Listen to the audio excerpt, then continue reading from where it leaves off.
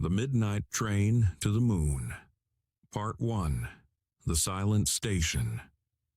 The story begins in a place where time moves very, very slowly.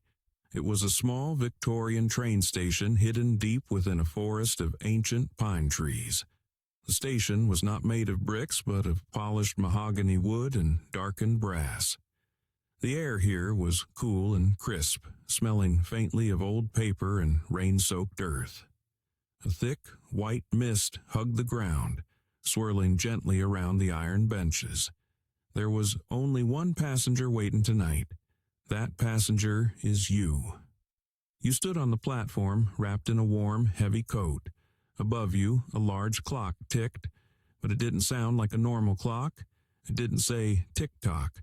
Instead, it whispered, "Hush, hush, hush." Suddenly, from the deep fog, a single bright light appeared.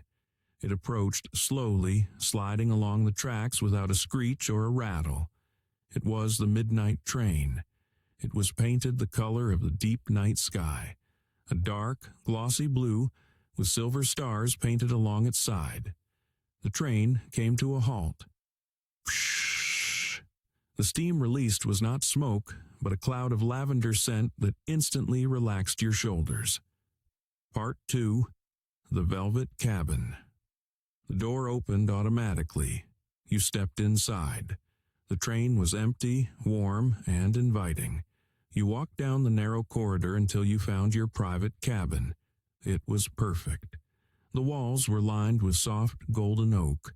The window was large and round, like a ship's porthole. In the center was a large armchair upholstered in deep red velvet. It looked incredibly soft. You sat down. The chair seemed to hug you.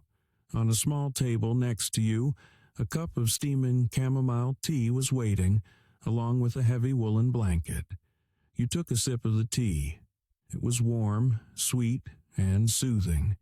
You pulled the blanket over your legs. The train began to move. It didn't jerk or shake. It simply glided forward, smoother than silk. Clack, swoosh, clack, swoosh. The rhythm was steady, like a heartbeat. Clack, swoosh. Part 3. The Journey Through the Sleeping World. You looked out the window. The train was traveling through a world that was fast asleep. First, you passed the village of Whispers. The houses were small cottages with thatched roofs. All the lights were out, except for the glow of the fireplaces flickering behind the curtains. Chimney smoke rose in straight gray lines, disappearing into the dark sky.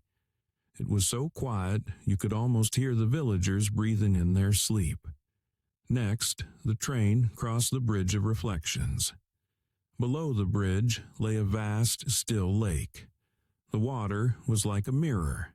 It reflected the moon perfectly, a giant, glowing pearl in the water. As the train crossed, you saw the reflection of the silver stars gliding over the surface of the lake. Clack, swoosh, clack, swoosh. Your eyelids began to feel heavy. The gentle rocking motion of the train was lulling you into a trance. Then, something magical happened. The tracks didn't stay on the ground.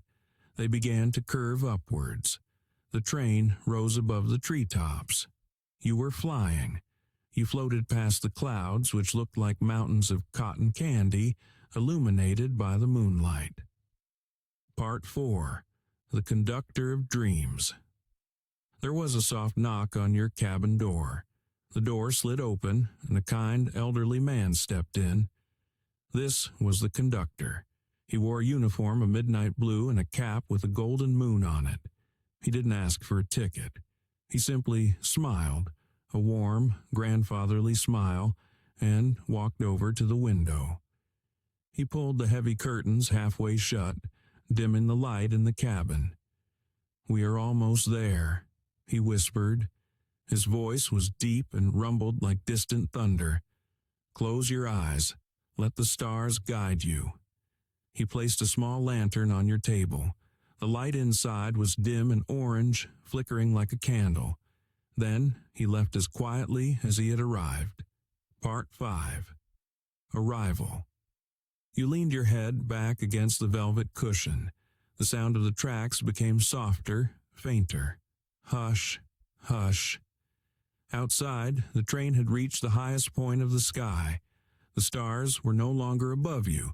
They were all around you, embracing the train in a blanket of light.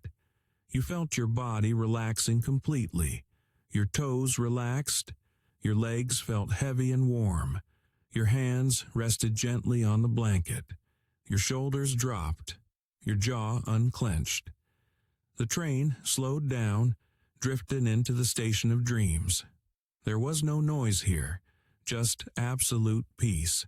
You didn't need to get off the train.